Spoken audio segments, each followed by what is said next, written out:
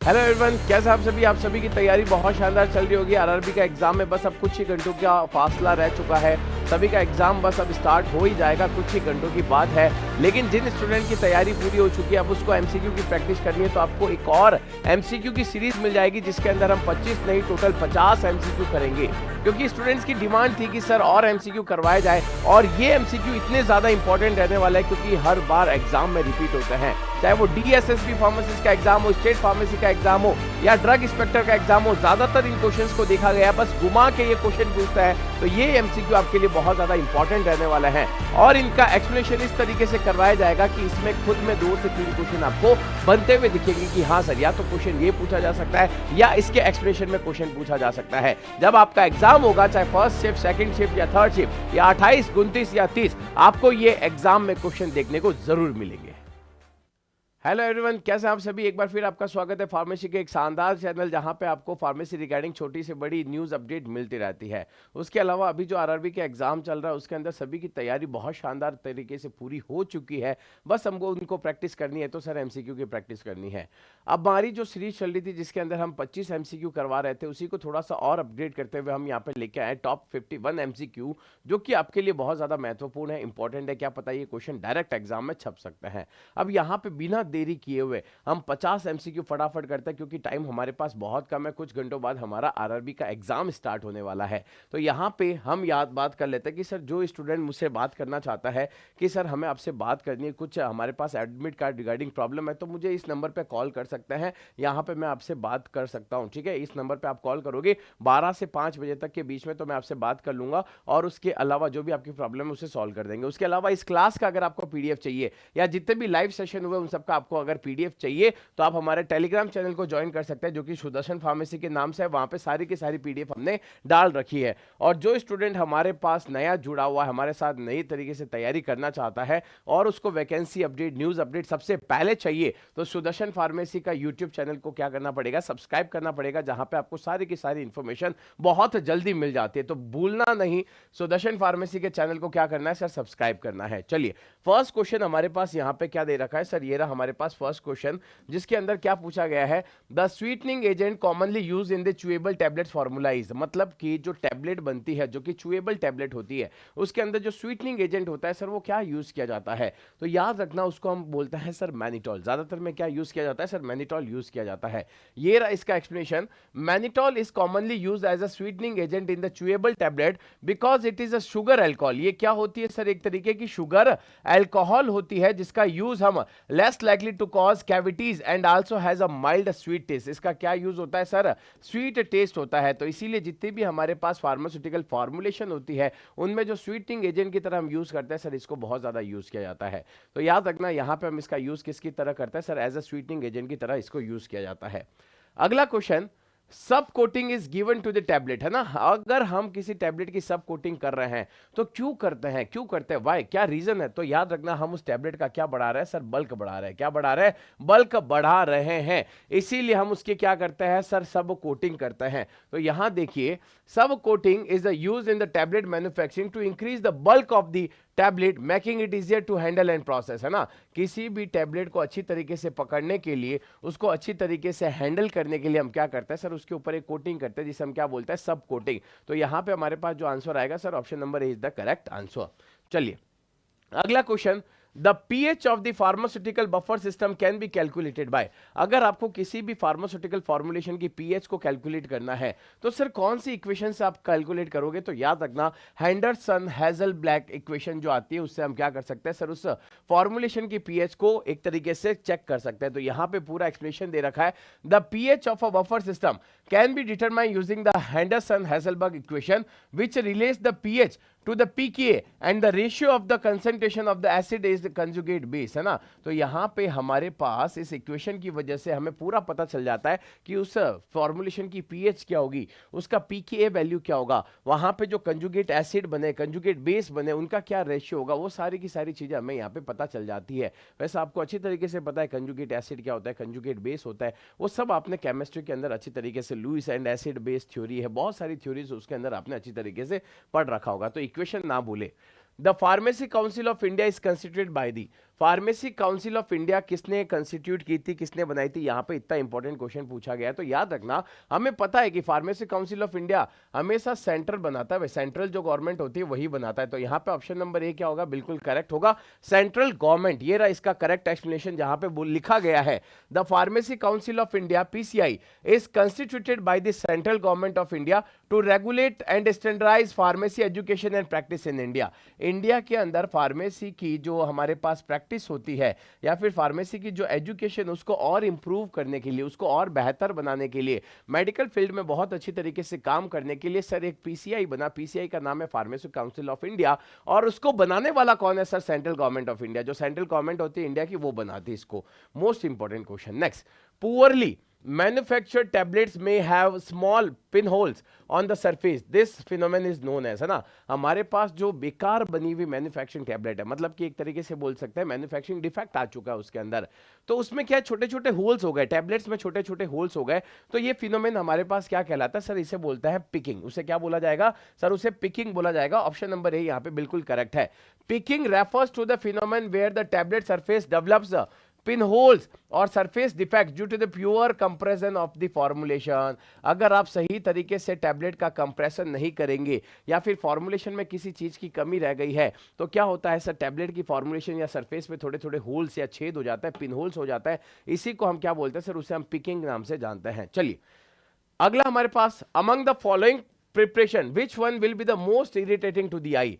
हमारे पास इनमें से कौन सी प्रिपरेशन है जो आई के लिए बहुत ज्यादा इरिटेटिंग होती है। तो यहां देखिए NaCl NaCl NaCl, भाई ये NaCl तो आई ड्रॉप के अंदर डाली जाती है, तो इसका मतलब वो तो सर इरिटेटिंग नहीं हो सकती। तो बचा क्या सर, प्यूरिफाइड वाटर। कभी भी प्यूरिफाइड वाटर को आइस के अंदर इतना नहीं डाला जाता, क्योंकि वो क्या होता है, बहुत ही ज्यादा हमारी बॉडी के लिए हार्मफुल हो सकता है आइस के लिए। Purified water when used in the ice can be irritating due to the osmotic properties. Osmotic properties की वजह से सर वो हमारी आइस के लिए बहुत ज्यादा इरिटेटिंग होती है। It does not match the ice natural osmolality. जो हमारी आंखों की ऑस्मोलिटी होती है वो प्यूरिफाइड वाटर की ऑस्मोलिटी से थोड़ी सी अलग होती है, डिफरेंट होती है, इसलिए दोनों मैच नहीं होने की वजह से ये प्यूरिफाइड वाटर अगर हमारी आंखों में गया तो हमारे लिए इरिटेशन कॉज कर सकता है। चलिए अगला क्वेश्चन यहां पे पूछा गया है, bubble point test is done to determine. Bubble point test किसके लिए किया जाता है, तो याद रखना bubble point test the surface tension of the liquid in capillary tubes, है ना। किसी भी कैपिलरी ट्यूब में किसी भी लिक्विड की सरफेस टेंशन को डिटरमाइन करने के लिए हम क्या करते हैं सर, बबल पॉइंट टेस्ट यहां पे करते हैं।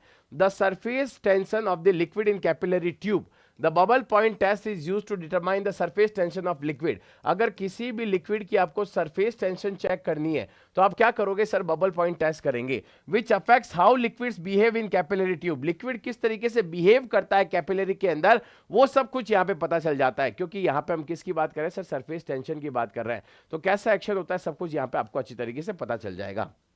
अगला question, as per the GMP good manufacturing practices permitted limit of solid contents in water for injection is, है ना, according to the GMP good manufacturing practices.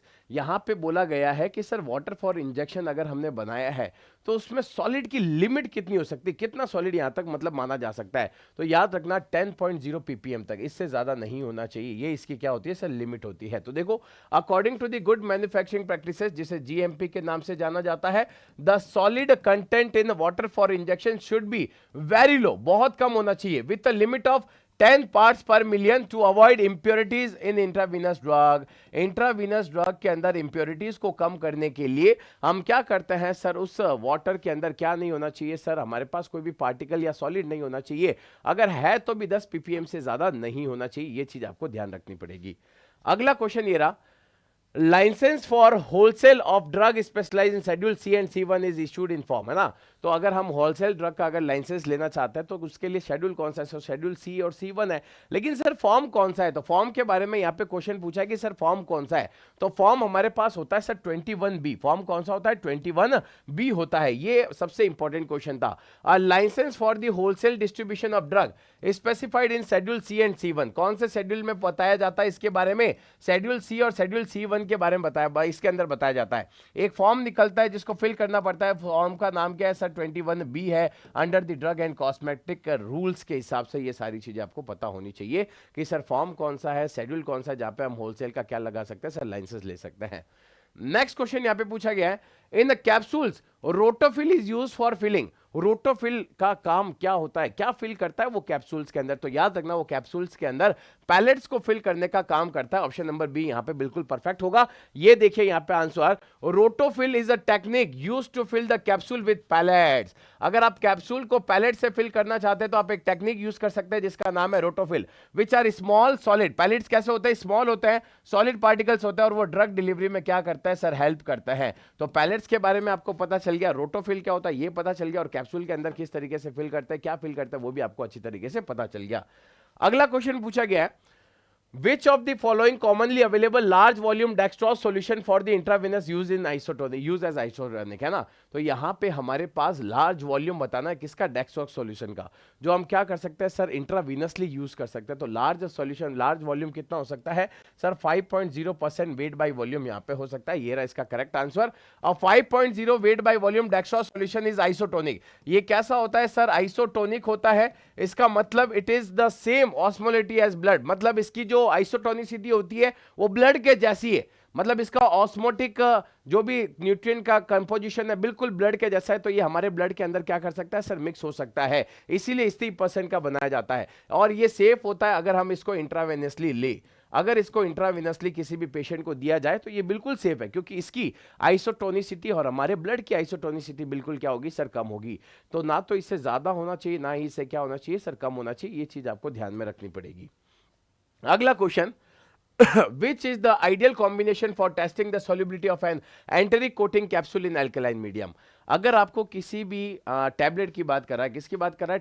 Tablet की क्या चेक करनी है सर? सॉल्युबिलिटी चेक करनी है, वो भी enteric coated capsule, sorry capsule है, एंटेरिक कोटेड कैप्सूल है, उसकी मुझे सॉल्युबिलिटी चेक करनी है, वो भी कौन से मीडियम है? एल्कलाइन मीडियम में यूज करनी है। तो कौन सा कॉम्बिनेशन यूज करूंगा, कैसे चेक करूंगा? तो यहाँ पे हम क्या यूज कर सकते हैं सर? सोडियम बाइकार्बोनेट, उसके अलावा पेनक्रेटिन और सोडियम टोरिक कोलेट, ये सब ड्रग एक ये सारा फॉर्मुलेशन या फिर कॉम्बिनेशन यूज करके हम उसकी सॉल्युबिलिटी चेक कर सकते हैं। तो देखिए सोडियम बाइकार्बोनेट, पेंक्रेटिन, सोडियम टोरोग्लाइकोलेट, ये सब कुछ हम क्या कर सकते हैं? Combination mimics the alkaline environment. ये बिल्कुल किसकी तरह काम करेगा? एल्कलाइन एनवायरनमेंट की तरह काम करेगा, जो कि एल्कलाइन एनवायरनमेंट कहां पे मिलता है?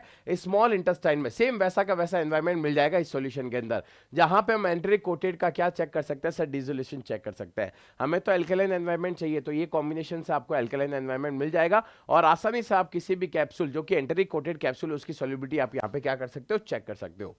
अगला question, Which one of the following is a pseudo alkaloid? Pseudo का मतलब क्या बोल सकते हैं सर? एक तरीके का फॉल्स एल्केलॉइड भी होता है। फॉल्स एल्केलॉइड क्यों बोला जाता है सर इसको? क्योंकि सर ये एल्केलॉइड तो है, लेकिन कोई कोई इसकी प्रॉपर्टी को ये नहीं मानता।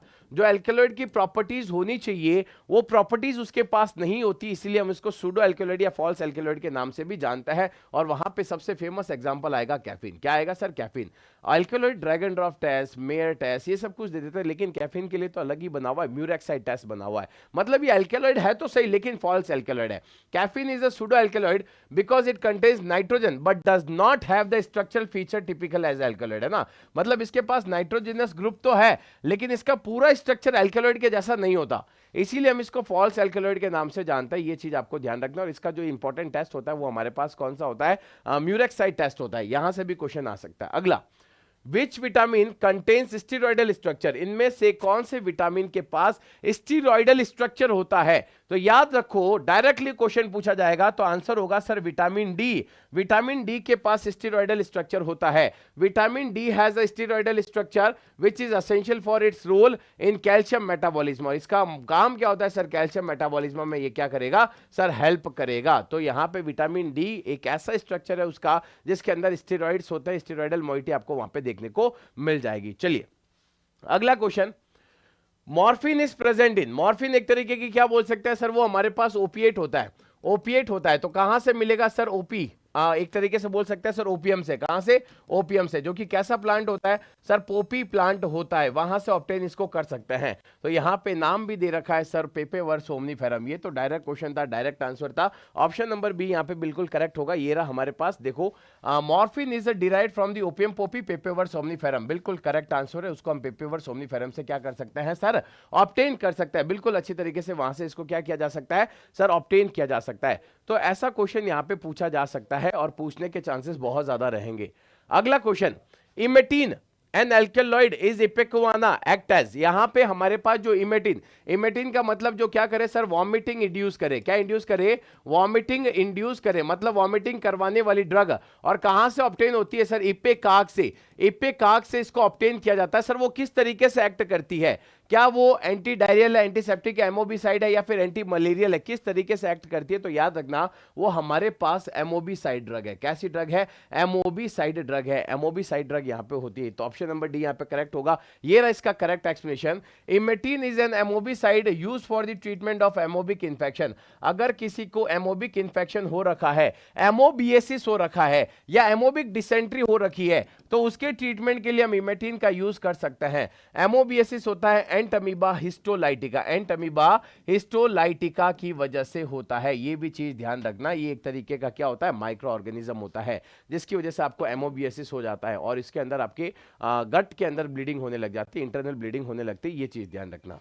अगला क्वेश्चन यहां पे पूछा गया है, patient with the glucose 6 phosphate dehydrogenase deficiency is treated with dapsone, he will suffer from। हमारे पास एक पेशेंट है जिसको ग्लूकोज 6 फॉस्फेट डिहाइड्रोजिनेज डेफिशिएंसी है, उसको हमने डेप्सोन से ट्रीट किया, तो वो किससे सफर कर सकता है, मतलब वो किसको, मतलब कौन सी बीमारी इसको और हो सकती है, साइड इफेक्ट क्या हो सकता है, तो यहां पे चीज ध्यान रखना सर, उसको हीमोलाइटिक एनीमिया हो सकता है, क्योंकि डेप्सोन क्या करता है, हीमोलाइटिक एनीमिया कॉज करता है। तो यहां पे देखिए इसका correct explanation, dapsone can cause haemolytic anaemia in patient with G6PD deficiency. अगर किसी को ग्लूकोज 6 फॉस्फेट डेफिशिएंसी है तो उसके लिए हम डेप्सोन यूज करेंगे, और डेप्सोन यूज करोगे तो सर उसको हीमोलाइटिक एनीमिया के चांसेस क्या हो जाता है सर, बढ़ जाता है। और ये क्या करता है सर, ट्रिगर करता है oxidative stress in the red blood cell. ये रेड ब्लड सेल में क्या करता है सर, एक तरीके का ऑक्सीडेटिव स्ट्रेस बढ़ा देता है, जिसका उनका नंबर क्या हो जाएगा सर, कम हो जाएगा। और अगर आपकी बॉडी में आरबीसी का नंबर कम हो गया तो इसका मतलब क्या हो जाएगा, हीमोलाइटिक एनीमिया आपको हो जाएगा। चलिए अगला क्वेश्चन यहां पे पूछा गया है, which one of the following drug is not long acting benzodiazepines. Long acting नहीं होनी चाहिए, मतलब सारी की सारी शॉर्ट एक्टिंग है, लेकिन एक लॉन्ग एक्टिंग है, मुझे सामने दिख रही है, उसका नाम है मीडाजोलाम। क्या नाम उसका, मीडाजोलाम। मीडाजोलाम हमारे पास लॉन्ग एक्टिंग होती है। यहां देखिए midazolam is a short acting benzodiazepines often used for the sedation before the medical procedure. यहां पे शॉर्ट का पूछा है किसका, नॉट लॉन्ग, हाँ नॉट लॉन्ग, लॉन्ग नहीं होनी चाहिए। तो सारी लॉन्ग एक्टिंग है, बस एक मेरे पास शॉर्ट एक्टिंग है, वो कौन सी है सर, मीडाजोलाम है। तो मीडाजोलाम हमारे पास कैसी होती है सर, शॉर्ट एक्टिंग ड्रग होती है। बिल्कुल सही, क्वेश्चन मैंने गलती से पढ़ लिया होगा वैसा, ठीक है। और इसका यूज हम use for the sedation before medical procedure, है ना, हम इसका यूज सेडेशन की तरह कर सकते हैं। किसी पेशेंट को अगर अच्छी सी नींद दिलानी है तो वहां पे इसका यूज किया जा सकता है, ये चीज ध्यान रखना। अगला क्वेश्चन यहां पे पूछा गया है कि which antibiotic is used for the treatment for both tuberculosis as well as leprosy. अगर आपको ट्यूबरकुलोसिस और लेप्रोसी दोनों का ट्रीटमेंट करवाना है तो कौन सी एंटीबायोटिक आप यहां पे यूज करोगे, तो हम वहां पे यूज करते हैं सर रिफाम्पिसिन, सबसे ज्यादा यूज किया जाता है। ऑप्शन नंबर बी बिल्कुल सही है। तो यहां देखिए rifampicin is used as a treatment for the tuberculosis and leprosy due to its broad spectrum antibacterial activity. इसकी ब्रॉड स्पेक्ट्रम एंटीबैक्टीरियल एक्टिविटी होने की वजह से इसका यूज लेप्रोसी में भी किया जा सकता है, और इसका यूज सर हम ट्यूबरकुलोसिस के अंदर भी कर सकते हैं। तो ट्यूबरकुलोसिस में तो वैसे ही हम इसका क्या करते हैं सर, क्लासिफिकेशन में पढ़ते ही इसका नाम। अगला, all the following are stimulant purgative except. सारी की सारी परगेटिव करवाती है, परगेशन लाती है, लेकिन एक ड्रग नहीं करवाती, तो उसका नाम क्या है सर, लिक्विड पैराफिन। क्या नाम उसका, लिक्विड पैराफिन परगेटिव एक्शन नहीं होता है। तो यहां देखिए liquid paraffin is a lubricant laxative not a stimulant purgative. ये क्या करती है सर, लैक्सेटिव की तरह काम करेगी, परगेटिव की तरह काम नहीं करती, ध्यान रखना। Next, mast cell stabiliser is. यहां पे मास्ट सेल की बात कर रहा है कि सर मास्ट सेल को अगर मुझे स्टेबलाइज करना है तो यहां पे मास्ट सेल स्टेबलाइजर की तरह क्या यूज किया जाएगा, तो याद रखना सोडियम ग्लाइकेट को हम मास्ट सेल स्टेबलाइजर की तरह यूज करते हैं। ऑप्शन नंबर सी बिल्कुल सही है। Sodium glycolate is a mast cell stabiliser used to prevent the release of histamine. ये हिस्टामिन के रिलीज को क्या करता है, प्रिवेंट करता है। और अदर केमिकल जैसे कि allergic reaction commonly use for the condition like asthma, allergic rhinitis, इन सब में हम इसका यूज करते हैं। और याद रखना ये सर हम कहां पे यूज नहीं करेंगे सर, ये हम मास स्टेबलाइजर की तरह यूज नहीं कर सकते, ठीक है। चलो सॉरी, कर सकते हैं, मास स्टेबलाइजर की तरह यूज कर सकते हैं। Next, anticholinergic use as bronchodilator is. हमारे पास कौन सी ऐसी ड्रग है जो कि एंटीकोलिनर्जिक की तरह काम आती है, और उसको हम कैसे यूज कर सकते हैं सर, एक तरीके से ब्रोंकोडाइलेटर की तरह यूज करते हैं। तो ऑप्शन नंबर बिल्कुल बी सही होगा, एप्राट्रोपियम। इप्राट्रोपियम को हम एंटीकोलिनर्जिक और ब्रोंकोडायलेटर की तरह यूज करते हैं। Ipratropium is an anticholinergic drug that act as a bronchodilator helping to relax the muscle around the airways and improve the airflow and like COPD and asthma। तो ठीक है, ऐसी बीमारी अगर किसी को हो रखी है, अस्थमा, COPD, है ना, तो वहां पे रेस्पिरेशन में प्रॉब्लम होती है, सांस लेने में दिक्कत हो जाती है, तो एयरवेज में ब्लॉकिंग हो जाती है, मतलब ना तो अंदर आ रही सांस ना बाहर जा रही, तो उस केस में हम यहाँ पे क्या यूज कर सकते हैं, इप्राट्रोपियम यूज कर सकते हैं, जो कि एक तरीके का एंटीकोलिनर्जिक ड्रग है और वो ब्रोंको डायलेटर है। मतलब ये ब्रोंक्योल है हमारी, उसको क्या कर देगा, डायलेट कर देगा, बड़ा कर देगा, जिससे आसानी से एयर आ सकती है, जा सकती है, इसलिए हम इसको ब्रोंको डायलेटर की तरह यूज करते हैं। और कौन सी कंडीशन में, अस्थमा और COPD में सबसे ज्यादा यहाँ पे यूज किया जाता है। तो इस तरीके के क्वेश्चन आते हैं भाई हमारे एग्जाम के अंदर, ठीक है। नेक्स्ट क्वेश्चन हमारे पास पूछा गया कि म्यूकोलाइट्स क्या होता है। म्यूकोलाइट्स क्या है, इसमें से क्या ब्रोमोहेक्सिन म्यूकोलाइट्स है क्या, यस। कार्बोक्सिस्टिन है क्या, यस। एसिटाइल सिस्टिन है क्या, यस। तो मतलब यहां पे सरकारी आंसर होगा ऑल ऑफ दीज, सारे के सारे हमारे पास म्यूकोलाइट्स की तरह काम करता है। Mucolytics like bromhexine, carbocisteine and acetylcysteine help in breaking down mucus. ये म्यूकस को क्या करेगी, ब्रेक करेगी और क्या बनाएगी, easier to expel from the respiratory tract. अगर म्यूकस बहुत ज्यादा जम गया है गले में, खराश जिसे बोलते हैं, तो उस म्यूकस को तोड़ने के लिए इन सब का काम में लिया जाता है, ताकि वो हमारे बॉडी से क्या आ जाए, म्यूकस बाहर आ जाए, बिल्कुल अच्छी तरीके से ना। अगर किसी को गीली खांसी बहुत ज्यादा हो रखी है तो वहां पे इसका यूज बहुत ज्यादा किया जाता है। चलिए अगला question, all except are antibiotics obtain from the fungi. सारे के सारे कहां से ऑब्टेन किए जाता है, हम फंजाई से ऑब्टेन करने वाले एंटीबायोटिक्स है। लेकिन एक ऐसा है जिसको हम फंजाई से ऑब्टेन नहीं करते, उसका नाम यहां पे पूछा गया है। तो याद रखना, नाम से ही पता चल रहा है, बैकीट्रासिन। बैकीट्रासिन जो होती है उसको हम फंजाई से ऑब्टेन नहीं करते।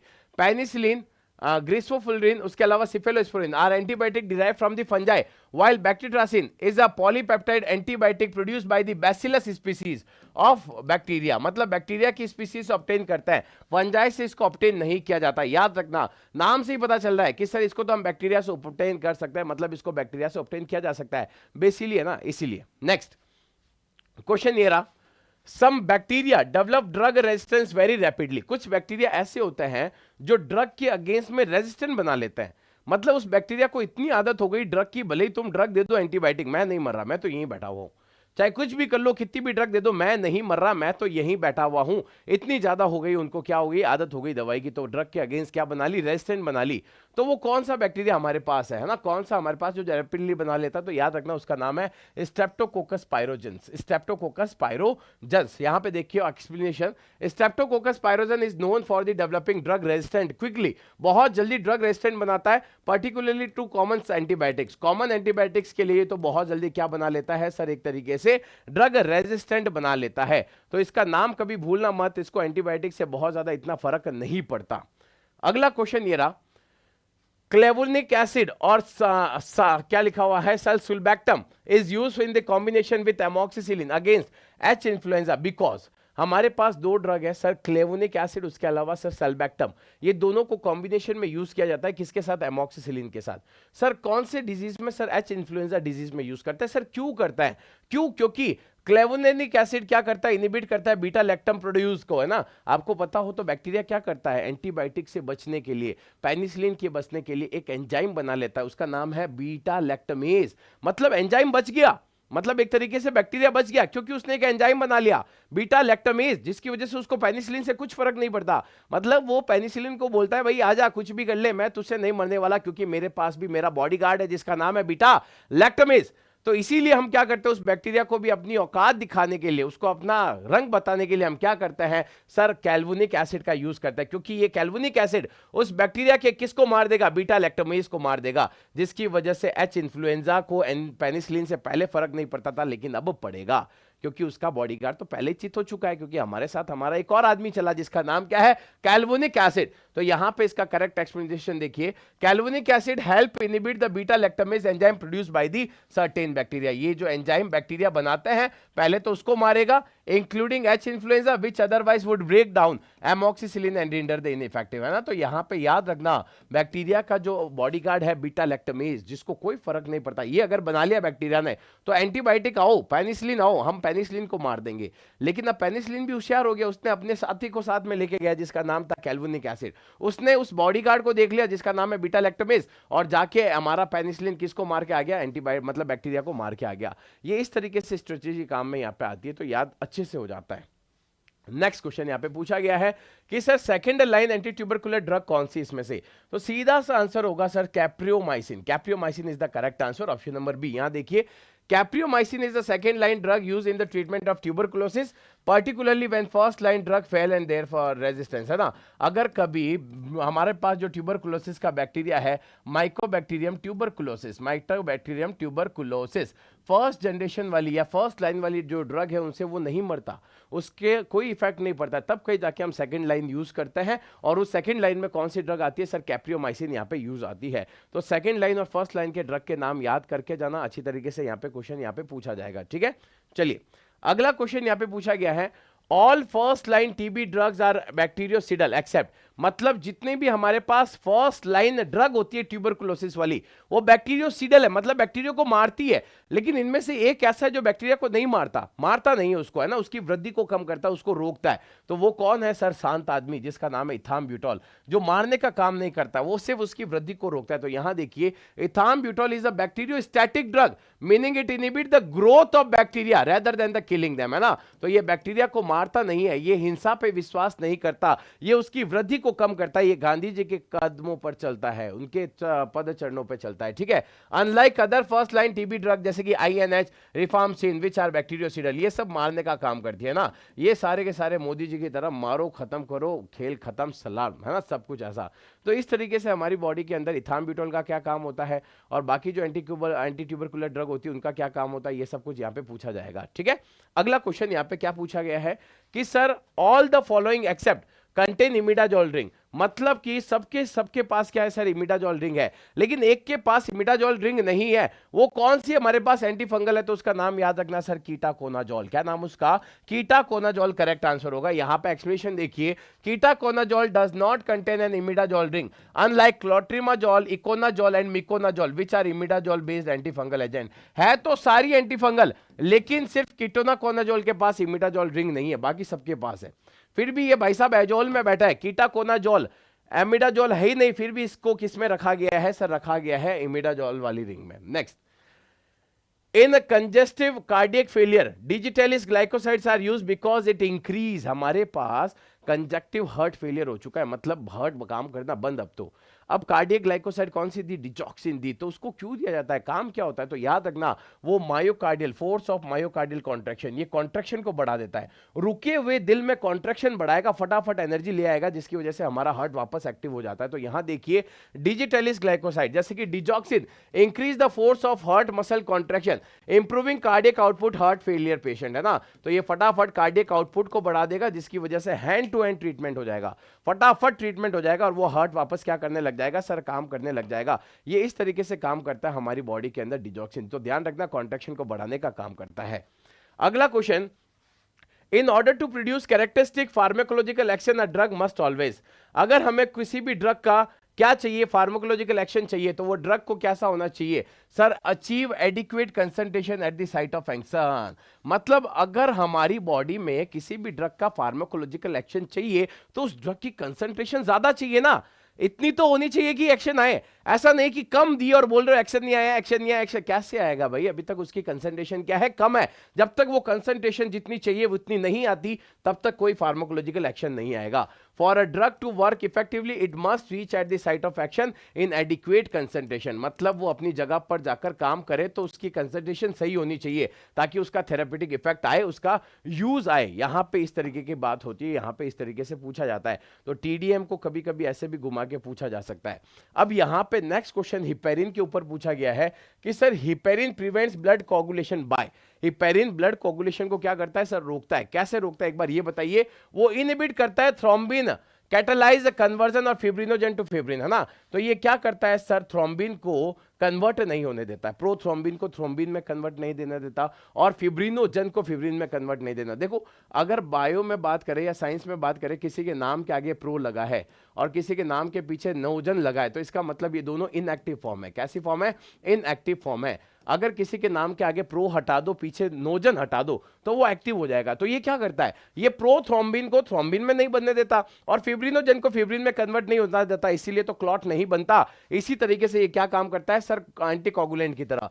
Heparin works by inhibiting the thrombin, preventing the conversion of fibrinogen to fibrin, thus preventing blood clot formation. ये फिब्रिनोजन को फिब्रिन में कन्वर्ट नहीं होने देगा और प्रोथ्रोम्बिन को थ्रोम्बिन में कन्वर्ट नहीं होने देगा। इसकी वजह से ब्लड क्लॉट बनेगा ही नहीं हमारी बॉडी में, और ये किसकी तरह काम करेगा? एंटीकोगुलेंट की तरह हमारी बॉडी में काम करेगा। अगला question, which is an anti metabolite? इसमें से कौन सी ड्रग एंटी मेटाबोलाइट है? तो डायरेक्ट आंसर हमारे पास है सर फ्लोरोयूरासिल। एंटी मेटाबोलाइट हमारे पास ऑप्शन नंबर ए फ्लोरोयूरासिल।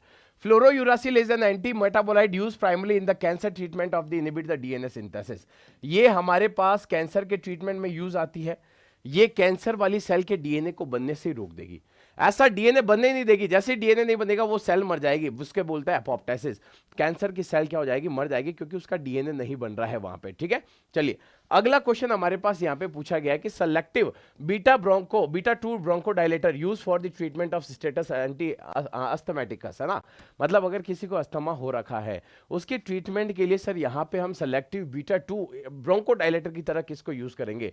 तो उस ड्रग का नाम हमारे पास क्या होगा सर? उस ड्रग का नाम हमारे पास होगा सर एक तरीके से टर्ब्यूटालिन। बी ऑप्शन सही होगा। यहां पे सी लिख रखा है पर बी ऑप्शन बिल्कुल सही है, terbutaline. Terbutaline is a selective beta 2 adrenergic agonist used to relax bronchial muscle. ये ब्रोंकियल मसल को क्या कर देता है? रिलैक्स कर देता है। और किसको ट्रीट करेगा? एक्यूट अस्थमा अटैक, है ना। किसी को अस्थमा का अटैक आया तो उसके ट्रीटमेंट में हम इसका क्या कर सकते हैं? यूज कर सकते हैं। कैसी ड्रग है sir? Selective beta 2 adrenergic drug है। ये चीज ध्यान रखना, क्योंकि ऐसे क्वेश्चन ही आपके एग्जाम में बहुत ज्यादा आते हैं। अगला क्वेश्चन ये रहा, belladonna alkaloid atropine is used prior to administration of general anesthetic agent due to। हमें कभी भी जनरल एनेस्थीसिया देना होता है तो उससे पहले हम क्या देते हैं सर? बेलाडोना एल्केलॉइड देते हैं, मतलब कि एक तरीके से एट्रोपिन देता है पहले। क्यों दिया जाता है? क्यों? ड्यू टू क्यों दिया जाता है? तो यहाँ पे अगर आपसे क्वेश्चन ऐसा पूछा जाए तो यहाँ पे डायरेक्ट आंसर क्या होगा? Inhibition of solvation and secretion of the respiratory tract, है ना। तो यहाँ पे ऑप्शन नंबर सी बिल्कुल सही होगा। तो यहाँ देखिए सलाइवेशन को क्या करना है? रोकना है। Atropine of belladonna alkaloid is used to reduce the secretion and prevent bradycardia before the anaesthesia, है ना। एनेस्थीसिया से पहले अगर सलाइवेशन बहुत ज्यादा ना हो रहा हो तो उन सबको रोकने के लिए, सलाइवेशन ज्यादा हो रहा हो तो उन सबको रोकने के लिए हम क्या करते हैं सर? इसका यूज करते हैं। अगला क्वेश्चन ये रहा कि drug of choice in the amoebic dysenteries. Amoebic dysentery अगर किसी को हो रखी है, पेट में मरोड़े चल रहे हैं, तो कौन सी ड्रग यहां पे यूज करेंगे? सबसे ज्यादा यूज की जाती है सर मेट्रोनिडाजोल। सबसे ज्यादा यूज की जाती है मेट्रोनिडाजोल। ये रहा इसका correct answer. Metronidazole is the drug of choice for the treatment of amoebic dysentery. किसकी वजह से होता है सर? एंटमीबा हिस्टोलाइटिका की वजह से होता है। कभी कभी ब्लीडिंग भी हो जाती है स्मॉल इंटेस्टाइन, लार्ज इंटेस्टाइन में, तो हम ये मेट्रोनिडाजोल यहाँ पे ड्रग देता है ताकि क्या उसका ट्रीटमेंट अच्छे से हम कर सके। चलो अगला क्वेश्चन हमारे पास क्या पूछा गया है सर? यहां पे पूछा गया है कि क्लिनिकली यूज्ड यूरिकोसूरिक एजेंट इज, है ना। यूरिकोसूरिक एजेंट क्लिनिकली कौन सा यूज किया जाता है? तो उसका नाम याद रखना, सल्फिन पायराजोन। सल्फाइन पायराजोन उसका नाम है, सल्फाइन पायराजोन। तो यहां देखिए sulfinpyrazone is use as a uricosuric agent which increase the excretion of uric acid. ये हमारी बॉडी में क्या करेगा? यूरिक एसिड के सिक्रेशन को बढ़ा देगा, जिससे क्या नहीं होगा सर? गाउट नहीं होगा। आपको अच्छी तरीके से पता है कि सर जॉइंट्स के अंदर, किसके अंदर? जॉइंट्स के अंदर क्या जमा हो जाता है? यूरिक एसिड जमा हो जाता है। क्या जमा हो जाता है? यूरिक एसिड जमा हो जाता है, जिसे हम क्या बोलते हैं सर? गाउट बीमारी बोलते हैं। जॉइंट्स बहुत ज्यादा पेन करते हैं इसमें, और उसके अलावा स्वेल हो जाता है, मतलब सूजन आ जाती है। तो हमारी बॉडी से, जॉइंट में से उस यूरिक एसिड को निकालना पड़ेगा, और उसके निकालने को प्रोसेस को बोलते हैं यूरिकोसूरिक। क्या बोलते हैं? यूरिकोसूरिया। तो यूरिकोसूरिक एसिड में कौन सा, यूरिकोसूरिक एजेंट में कौन सी ड्रग काम आती है सर? उसका नाम है सल्फेपिनापायराजोन, है ना। तो यहां पे इस ड्रग का काम में लिया जाता है ताकि हमारी बॉडी से हम यूरिक एसिड को पूरी तरीके से निकाल ले। अगला question, the metal use in the treatment of यूमेटॉइडल अर्थराइटिस। अगर किसी को यूमेटॉइडल अर्थराइटिस जैसी बीमारी हो चुकी है तो उसमें कौन सा मेटल सबसे ज्यादा यूज किया जाता है? तो याद रखना हम उसमें गोल्ड सबसे ज्यादा यूज करेंगे। AU गोल्ड बहुत ज्यादा यूज किया जाता है। तो gold salts are use in the treatment of यूमेटॉइडल arthritis due to their anti inflammatory properties. इनकी एंटी इंफ्लेमेटरी प्रॉपर्टीज होती है, इसीलिए हम क्या करते हैं सर, यूमेटॉइडल अर्थराइटिस के ट्रीटमेंट में गोल्ड का यूज सबसे ज्यादा किया जाता है। ठीक है, तो गोल्ड को कभी भूलना मत, बहुत ज्यादा यूज इसका किया जाता है। चलिए अगला क्वेश्चन यहां पे क्या पूछा गया है, the drug very effective in the treatment of acute gout is. अगर किसी को एक्यूट गाउट हो रखा है तो कौन सी ड्रग सबसे ज्यादा यहां पे यूज की जाएगी? तो उसके ट्रीटमेंट के लिए हम यूज करेंगे सर इंडोमिथासिन। डी ऑप्शन बिल्कुल करेक्ट है। तो ये देखिए indomethacin is a non steroidal anti inflammatory drug. ये एनएसआईडीज होती है, is highly effective in the managing the pain and inflammation in acute gout. अभी थोड़ी देर पहले बताया था गाउट क्या होता है, जॉइंट में जमा हो जाता है यूरिक एसिड, जिसकी वजह से स्वेलन हो जाती है जॉइंट के आसपास और दर्द बहुत ज्यादा होता है। उस दर्द के ट्रीटमेंट के लिए हम क्या यूज करेंगे सर, इंडोमिथासिन यूज करेंगे, जो कि एक तरीके की क्या होती है sir, non steroidal anti inflammatory drug हमारे पास होती है। चलिए अगला क्वेश्चन यहां पे क्या पूछा गया है कि sir anti tubercular drug inhibiting RNA synthesis, इसमें से कौन सी एंटी ट्यूबरकुलर ड्रग है जो क्या करती है, आरएनए सिंथेसिस को करती है, रोकती है सर, इनहिबिट करती है या रोकती है?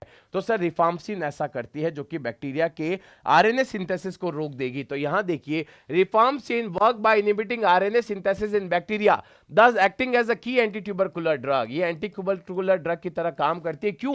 क्योंकि ये बैक्टीरिया के आरएनए को बनने से रोकती है। आरएनए ही नहीं बनेगा तो क्या हो जाएगा सर, सिंपल सी बात है, बैक्टीरिया बेचारा कोई काम का नहीं है, बिना प्रोटीन के तो कोई काम का नहीं, इसलिए उसके आरएनए के सिंथेसिस को रोक दिया जाता है। अगला question, the anti tubercular drug inhibiting protein synthesis with potential for ototoxic effect है ना? तो यहां पे पूछा गया है कि सर ऐसी कौन सी हमारे पास एंटी ट्यूबरकुलर ड्रग है जो कि प्रोटीन के सिंथेसिस को रोकती है बैक्टीरिया के, और पोटेंशियल होती है किसमें, ऑटोटॉक्सिक इफेक्ट के लिए, ऑटोटॉक्सिक इफेक्ट के लिए पोटेंशियल होती है। तो याद रखना उसका नाम है स्ट्रेप्टोमाइसिन। स्ट्रेप्टोमाइसिन दुनिया की सबसे पहली बैक्टीरियल एंटीबायोटिक है। याद रखना बैक्टीरियल बोला है, बैक्टीरियल एंटीबायोटिक। अगर तुमसे कोई पूछे दुनिया की सबसे पहली एंटीबायोटिक कौन सी, तब आप बोलोगे पेनिसिलिन।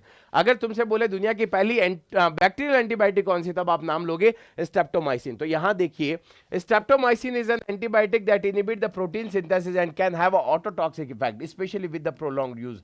अगर बहुत ज्यादा यूज करते हो तो ऑटोटॉक्सिसिटी हो सकती है इसकी वजह से, और ये बैक्टीरिया के प्रोटीन के सिंथेसिस को क्या कर देता है सर, रोक देता है। तो ये चीजें आपको यहां पे समझ आना चाहिए कि ये बैक्टीरिया के प्रोटीन के सिंथेसिस को रोकती है, रिफाम्सिन आरएनए के सिंथेसिस को रोकती है। मतलब पूरा ट्यूबरकुलोसिस आपको अच्छी तरीके से समझ आ गया।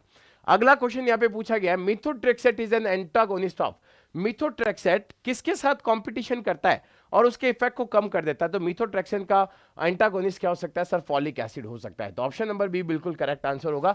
ये रहा हमारे पास, methotrexate inhibit the action of folic acid. ये फॉलिक एसिड के साथ कंपटीशन करेगा और उसके एक्शन को क्या कर देगा, इनहिबिट कर देगा। Which is required for sale division, ये सेल डिवीजन के लिए चाहिए। Making the useful in cancer and auto immune disease treatment. Folic acid बहुत ज्यादा यूजफुल होता है ऑटो इम्यून डिजीज के ट्रीटमेंट के लिए। और उसके अलावा मिथोट्रेक्सेट और कहां पे यूज की जाती है सर, कैंसर के ट्रीटमेंट में भी इसका यूज किया जाता है। तो ये किसके साथ यूज का मतलब कंपटीशन करती है, फॉलिक एसिड के साथ। अगला question, all are the side effect of chloroquine accept.